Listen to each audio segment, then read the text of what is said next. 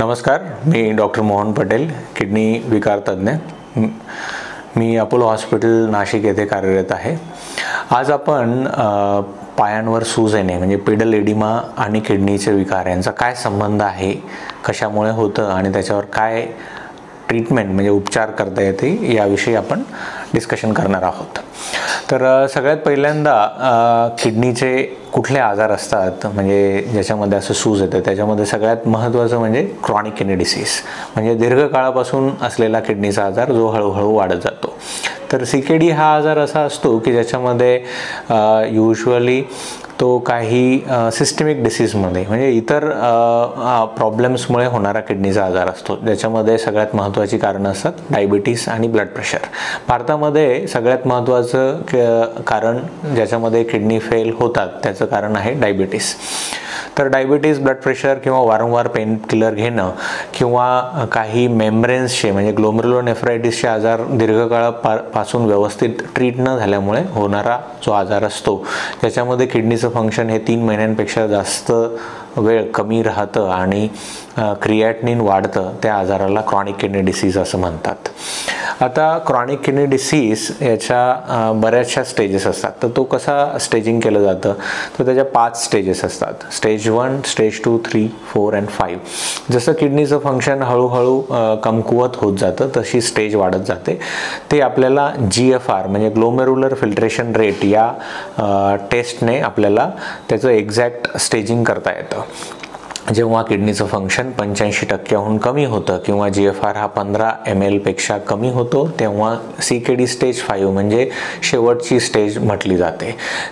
या आजारामध्ये काही विशिष्ट लक्षणे येतात ज्यावरनं आपल्याला आजाराचं निदान करता येतं किंवा बऱ्याच वेळेस असं होतं की साधारण 50% पेशंट्समध्ये लक्षणच येत नाही। त्यामुळे क्रॉनिक किडनी डिसीज हा बऱ्याच वेळेस असिम्प्टमॅटिक असतो आणि एकदम शेवटच्या स्टेजमध्ये लक्षात येतो। तर लक्षणं कुठली असतात? लक्षणांमध्ये साधारणतः भूक न लागणे, चालल्यावर दम लागणे, कधीमधी पायांवर सूज येणे, डोळ्यांच्या खाली सूज येणे, मळमळ, उलटी होणे, लघवीमध्ये खूप फेस येणे, लघवी कमी होणे किंवा रात्री जास्त लघवी होणे अशी लक्षणं असू शकतात। तर या लक्षणांवरनं आपल्याला या किडनीच्या आजाराचं तपासण्या आणि सोनोग्राफी करून निदान करता येतं। तर आपण आता लक्षणं आणि किडनी विकार यांच्याविषयी बघितलं। तर याच्यातलं सगळ्यात महत्त्वाचं लक्षण जे आहे, जे किडनीच्या आजारांमध्ये प्रामुख्याने दिसून येतं, ते म्हणजे घोट्यांवर सूज येणं आणि डोळ्यांच्या खाली सूज येणं। तर घोट्याला जी सूज येतं त्याला पेडल एडिमा असं म्हटलं जातं। ही किडनीच्या आजारांमध्ये दोन्ही पायांवर सोबत येत असते आणि हे का होतं, तर याच्यामागे 2 प्रकारचे मेकॅनिझम्स आहेत। पायांना सूज आली आहे म्हणजे नेहमीच किडनी फेल झाली असं नसतं। हे किडनीच्या 2 आजारांमध्ये होऊ शकते। एक आजाराचं नाव आहे नेफ्रोटिक सिंड्रोम आणि दुसरं आहे जे मी आत्ता तुम्हाला सांगितलं क्रॉनिक किडनी डिसीज। तर नेफ्रोटिक सिंड्रोम या आजारामध्ये युरिनमधून मेम्ब्रेन्समधून प्रोटीन लीक व्हायला लागतं आणि हे जेव्हा प्रोटीन लीक होतं तेव्हा शरीरातली जी फ्लुइड लेवल आहे ती कमी होत असते आणि तो बॅलन्स ठेवण्यासाठी किडनीज थोड्या सॉल्टला रिटेन करतात, फ्लुइड अक्युमुलेट करतात आणि त्यामुळे सेकंडरीली पायांवर, घोट्यांवर सूज येत असते।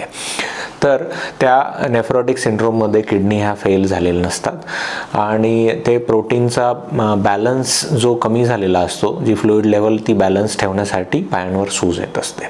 दुसरा जो आजार आहे क्रॉनिक किडनी डिसीज, त्याच्यामध्ये किडनीचं फंक्शन खूप कमी झाल्यामुळे पायांवर सूज येत असते, कारण फ्लुइड ॲक्युमुलेट होतं, पाणी तेवढ्या प्रमाणात बाहेर निघत नाही। त्यामुळे नेहमी जर तुम्हाला असं आढळून आलं की तुम्हाला पेडल एडिमा आहे तर तुम्ही अवश्य नेफ्रोलॉजिस्टचा सल्ला घेतला पाहिजे।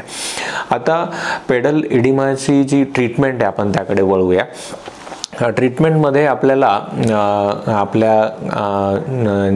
आपल्या जीवनशैलीत थोडे बदल करायला हवे। ज्याच्यामध्ये महत्त्वाचं आहे आहारातला बदल, ज्याच्यामध्ये आपण जे खातो त्याच्यामध्ये सोडियमची लेवल कंट्रोल करायची, म्हणजे लो सॉल्ट डाएट घ्यायला पाहिजे, जेवणातलं मीठ कमी घ्यायला पाहिजे, साधारण 3 ते 5 ग्रॅम एका दिवसामध्ये मीठ घ्यायला पाहिजे, ज्याच्याने हा पेडल एडिमा काही अंशी कमी होतो.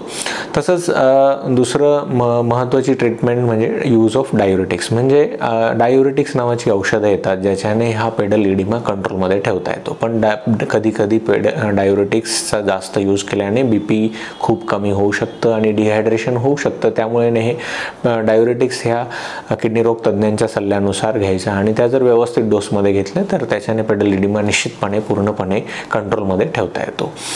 तिसरा जो ट्रीटमेंटचा भाग आहे तो आहे कॉम्प्रेशन स्टॉकिंग्स.